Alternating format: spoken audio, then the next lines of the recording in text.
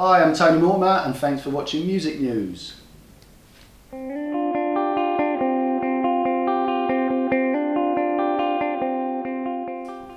Mortimer, it's great to see you. How are you doing today? Thank you. Fantastic, lovely weather, and that just makes everything okay. It does, it does. Yeah. I mean, this autumn sees you play 3 comeback gigs in London, Manchester and Birmingham. What can we expect to hear?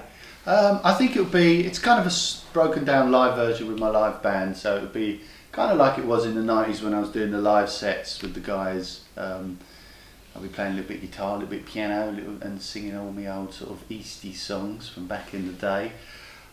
Which is always fun when you're rapping again at 45. But I still enjoy doing them, and it's funny, it's funny singing them again when you're in a sort of different frame of mind and a different place in life, and then you go back to when you was a 20-year-old kid writing them lyrics. It's very strange, but it'll be fully live thing with my band, and doing the old songs and a couple off the new album, well, the last solo album. I'll do a couple off there, not too many though, because you don't want to bore people. And I hate going to like concerts and you see people and they're like, right, we're going to do all the stuff from our new album that you don't know, and you're not going to be able to sing along to it. I mean, it's a downer, isn't it? So you've got to do the old one. No, classic, definitely. But what's the plan after that? New album? Or? Yeah, I'm come back. I'm going to do a new album. I'm on Pledge Records at the moment, and I'm just seeing what style it's going to be when I come back, because I want to sort of go back and do a little bit of rap stuff, but also add a bit of melody in there and stuff. So I've got about 60 ideas of songs. 60? And I'm going to narrow it down to hopefully 10 at the end. Hopefully 10. And what sort of musical direction are we looking at? Well, I see, that's always been my problem all through childhood. I kept changing. I mean, one of my main inspirations was Prince. And Prince, when you listen to his album, he kind of told you it was okay to do a classical ballad followed by a rock song, followed by a funk song. Obviously, he's a genius, or he was a genius, and it's a lot easier for him. So I've always done a mix of different stuff. But on this one, I'd like to concentrate on getting the rhythms right. I'd like to, if I can, do some, nice programmed rhythms, have it live, but with some nice programmed rhythms underneath, and I want to concentrate on the rhythms a lot more in this one. Analog or digital? My last album was completely analog, yeah, which is great, and you can't beat that. But I think if you can add a little bit of digital in there with maybe some samples and stuff, then maybe you can enhance it a little bit.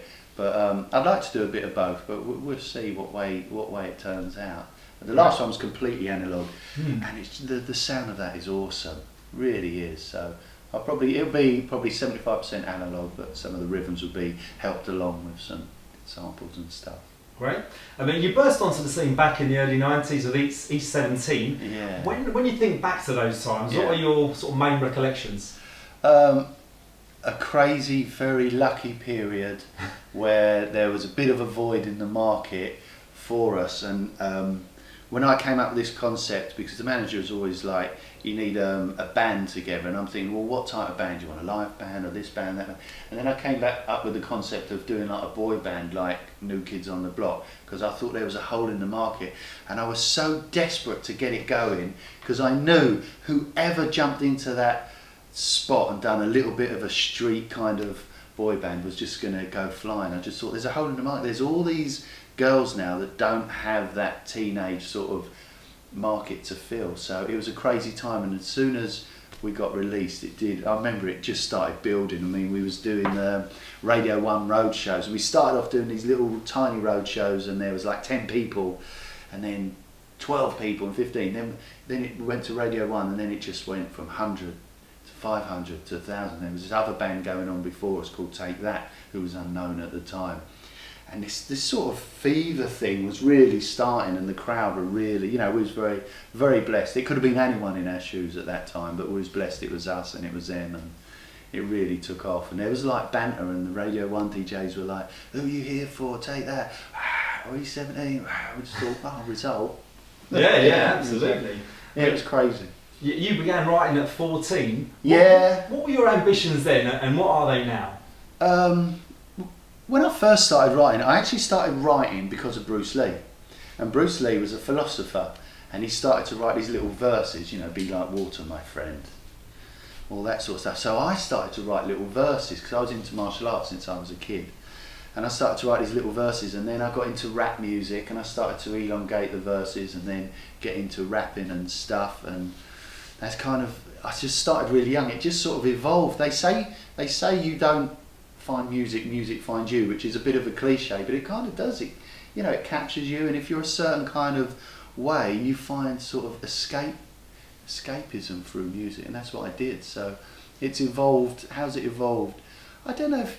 I think when you're starting off, it really evolves, and then you start moving along. And I think at the end, if you keep evolving, you start going towards jazz. And I've always steered away from jazz. A, because I'm not good enough to be a jazz musician, but B, because I find it's such a small marketplace that, and it's very sort of not self-centered, but it's a bit, you know, it's a bit like people just having fun on their own for themselves. So I like to write music for other songs. So how I've sort of evolved, I don't know. I'm still learning, to be honest. Still learning every time. Did you ever imagine that you'd win an Ivor Novello Award, for example? No, not at all. I never imagined Stay Another Day to be a single. I've done a couple of ballads for the album. I've always done 2 ballads for every album. I made sure there was 2 on there, and this was. And I thought, what am I going to write about? And I thought, well, I'll just write about my brother who passed away, and I'll use that as inspiration. I'll change it into a love song of longing and missing someone. And I thought it was really nice. I just started off with the 3 chords, and then the record company really liked it, and people started being really nice about it and saying that's a hit and stuff. And I thought, okay, you know, hopefully I can keep it down, what it's about. No one will ever know, it'll be on the album. And then it got released, and then it went to #1, and then it was #1 for Christmas, and now it's every year, and it's like it's like a big secret that you try to keep hidden, and you think, I'll just keep it on there as a little sort of personal song, and it's become, you know, a massive song for Christmas. Absolutely, but it's a great tune. Thanks. Not without a doubt. Thanks. But were you the brains behind D17 then? Was I the brain? In what sense? No, I mean, Brian had a fantastic voice, absolutely. You know, it just turned out he had a really powerful, and as he found himself, he had a very soulful voice. So he was, you know, a really important part to that whole thing working. But yeah, I mean, I think I looked at things always from not like a sort of mini management side, but I'd always look on things from a marketing perspective and dealing with things like that. It was just the way my head is. It still is today. I still look for little market things, and I guess I'm an inventor. I guess that's what I am, an inventor who kind of ended up, you know, being taken hostage by music. Oh yeah, it's a good place to be.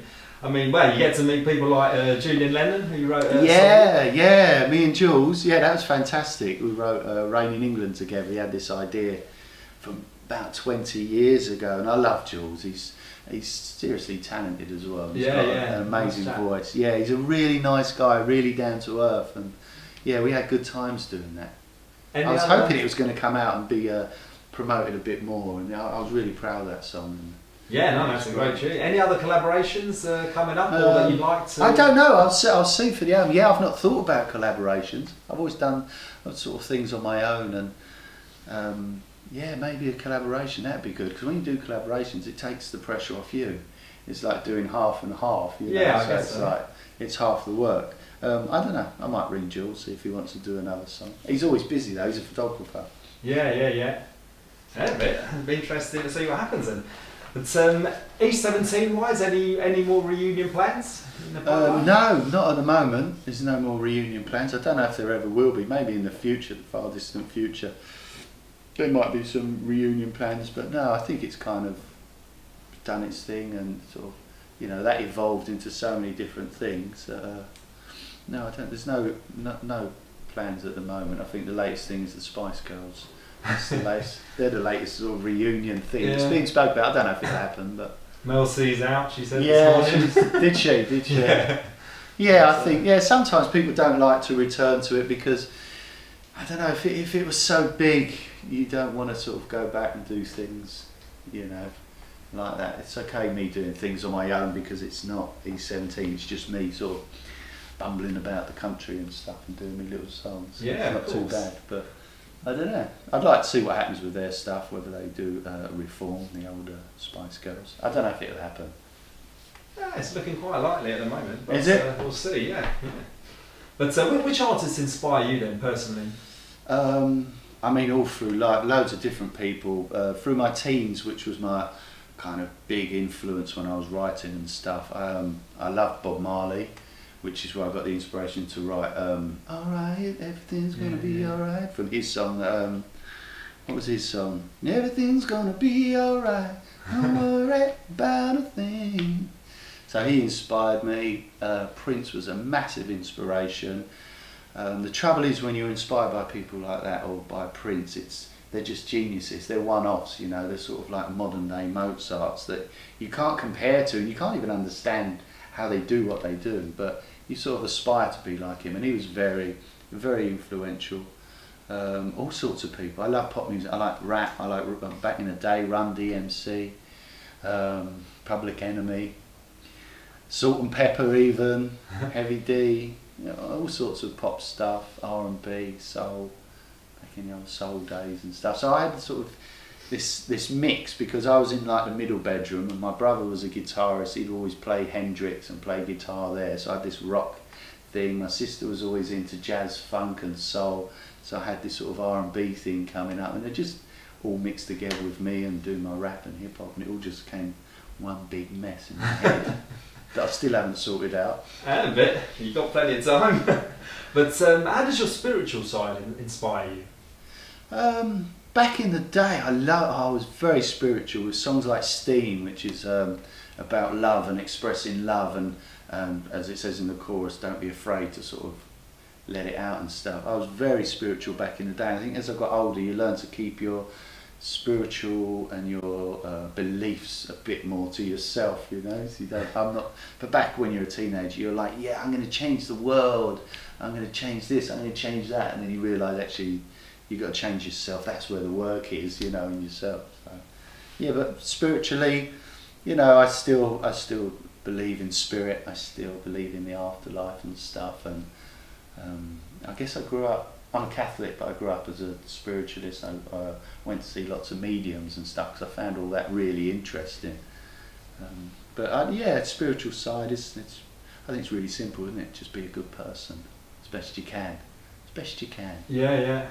Simple, but easily not a lot of people follow it. Yeah. If you weren't a singer, producer, what would you think you would have done? I have no idea, but it would have been some sort of.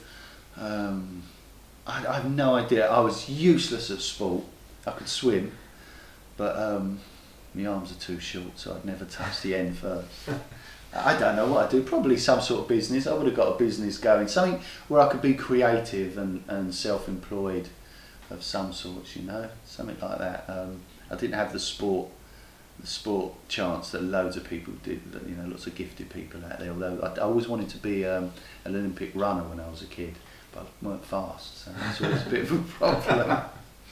Yeah, a bit. For someone just getting into Tony Mortimer, what three songs from across your sort of whole repertoire would you say, sort of check these three songs out, they totally sum me up? Deep Thunder and Stay Another Day. Don't know why, but they're all different parts of me. So I like those songs. I love Thunder.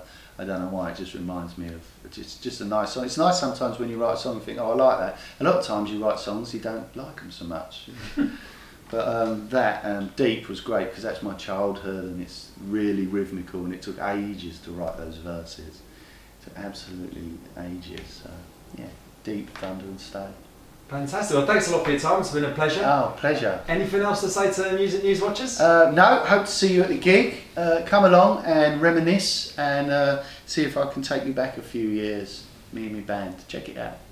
Fantastic. Thanks a lot. Cheers. Oh, thank you so much. Nice one. Thank you.